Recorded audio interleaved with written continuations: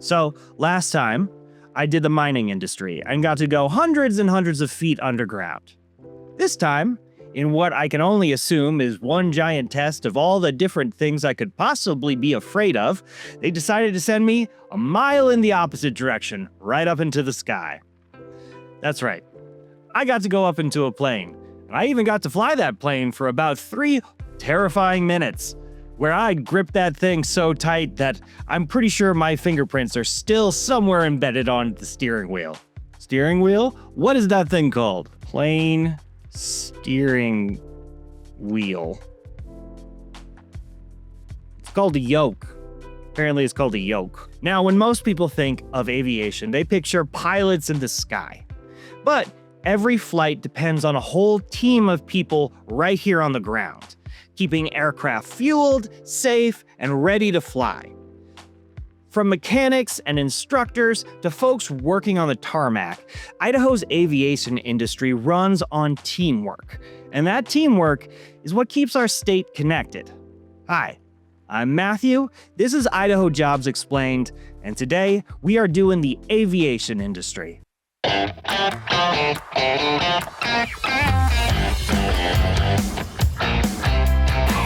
Now, every plane's journey begins before it ever leaves the ground. Line service technicians handle the behind-the-scenes work that keeps aircraft moving. Fueling, towing, checking oxygen levels and tire pressure, and making sure everything's ready for takeoff. So my title would be a line service technician, and basically what that means is we do everything from fueling an airplane to ground handling. If airplanes need auxiliary power, we provide a GPU so they don't have to start their engines to have power. We move them around, pull them in and out of hangars, we put oxygen in them, we air up the tires. Basically everything except we're not mechanics and we're not pilots. We pretty much do everything else. So wide range of responsibilities. No day is the same. You never know who you're gonna talk to, never know what planes you're gonna see, and it's just super fun. Joshua's job blends customer service with hands-on technical skill. And while it might sound specialized, you don't need years of experience to get started. The training happens right on the job. So I did have an aviation job previously. I worked at an aircraft paint shop. So we rebuilt and painted airplanes, repaired damage, and that kind of got me the connections that really helped me get this job. But you know, previous experience is not a requirement for something like this. I mean, there is training involved. You know, you do have to do, quite a bit of hands-on and computer training. At the end of the day, it is a technical job and you really don't want to mess anything up, technically you wouldn't have to have any previous experience to jump into something like this. Once those planes are flying, someone has to keep them in top shape.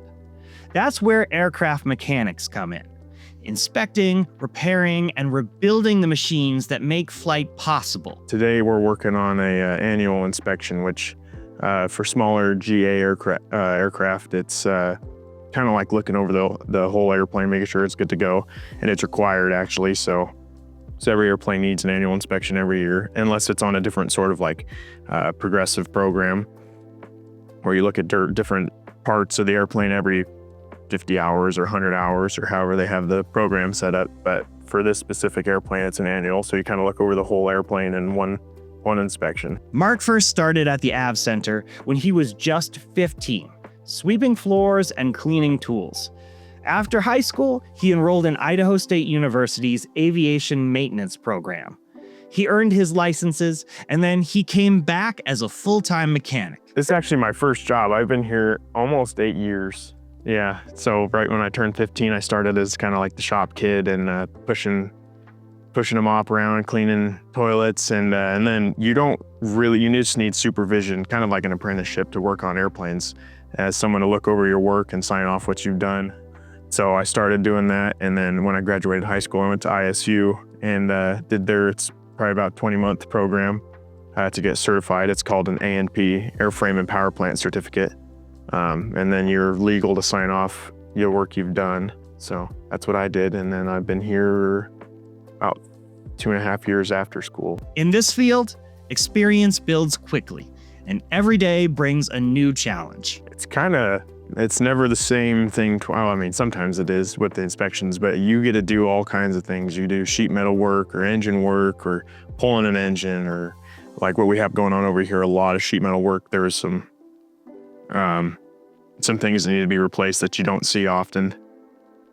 And so it's pretty cool. It's never the same thing. And you get to learn a whole bunch of different stuff. I don't know what it's like. A lot of different shops kind of put you in a, you're an interior guy or a sheet metal guy, but in general aviation, you're kind of an everything guy, and you do it all. Now, of course, for many, the dream is to get behind the controls. Certified flight instructors guide students through every step, from their first takeoff to their first solo flight. I am a certified flight instructor. So I teach people who come in wanting to learn how to fly. I teach them the basics all the way from starting up the plane, going out doing maneuvers and coming back in and landing, and all of the different knowledge and safety aspects that come with that. One of my favorite things is really, we do discovery flights here. So we take up people who are interested in maybe pursuing flight training. We take them up, we kind of fly them around the valley and stuff. They get to even take a hold of the controls and kind of mess around, just kind of feel what it is like to be a pilot. And I really like that because, just seeing the joy on some of these people's faces when they get to attempt that, or when I have a student that solos for the first time. So the first time, nerve-wracking for me, but probably nerve-wracking for them too. But the first time, just seeing them being able to take off and land without me being in the plane, it's pretty good, joyous moment. Cameron earned his private pilot's license right after high school. Then he studied aviation at a 4-year university before returning home to teach in Idaho. For him, flying isn't just about being in the air. It's about always continuing to learn new things. You have to be very self-motivated. When I first started, I wasn't very self-motivated, being used to the public school where it's the teacher kind of pushing everybody along. When it comes to flight training, a lot of it, you have to do it yourself. You have to be very much on top of the knowledge portion, which I would say is about 70% of what aviation is. It's hitting the books, and then the other 30% is flying the plane. So you have to be a really good study. We're constantly learning. Everything's always changing. There's so much different factors that feed into aviation. I have to pretty much be a meteorologist. I have to be a physicist.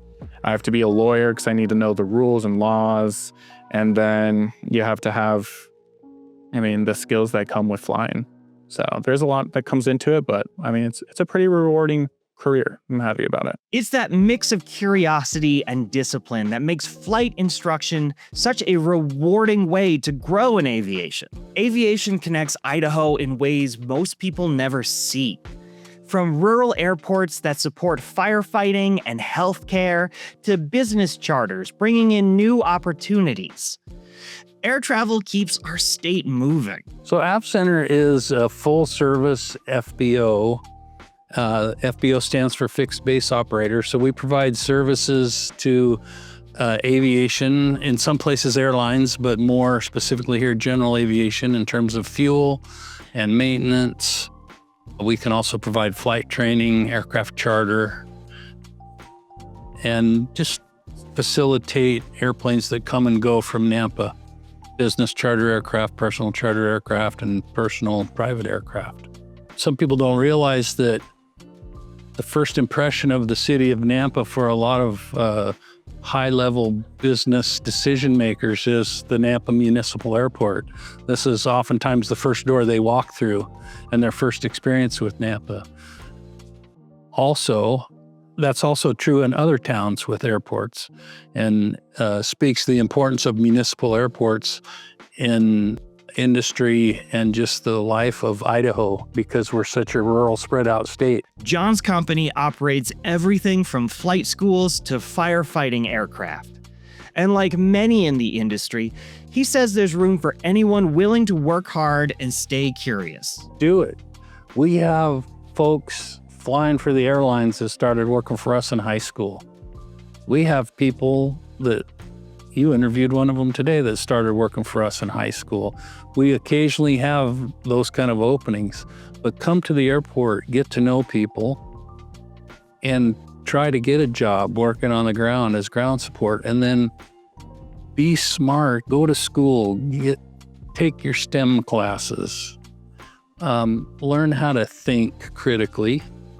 And then if your passion is as a maintenance technician, then go to ISU and get it for 2 years and get a degree. And one thing I really like about the ISU vocational technical program, it's a 2-year program, but you can go on and get a bachelor's of applied science at ISU and other places, but ISU has the aircraft maintenance school. And what you can also apprentice as a mechanic. If you don't want to go to school, you can find a shop and apprentice. And it's a different product. What we find with the students that go to the college, they get maybe a broader exposure with less depth to more topics or more subjects or more types of maintenance. And somebody that apprentices is good too. They might get a less width of exposure, but more depth. You know, they might do similar things more often and be more skilled at that. And so they're both valid ways to become an aircraft mechanic. If you want to be a pilot, then you're going to have to start taking flying lessons. It's advice that applies to anyone ready to build a career in the skies. Or also right here on the ground. Whether it's fueling the next flight, keeping aircraft safe, or teaching the next generation how to fly, Idaho's aviation industry offers careers for anyone ready to take off.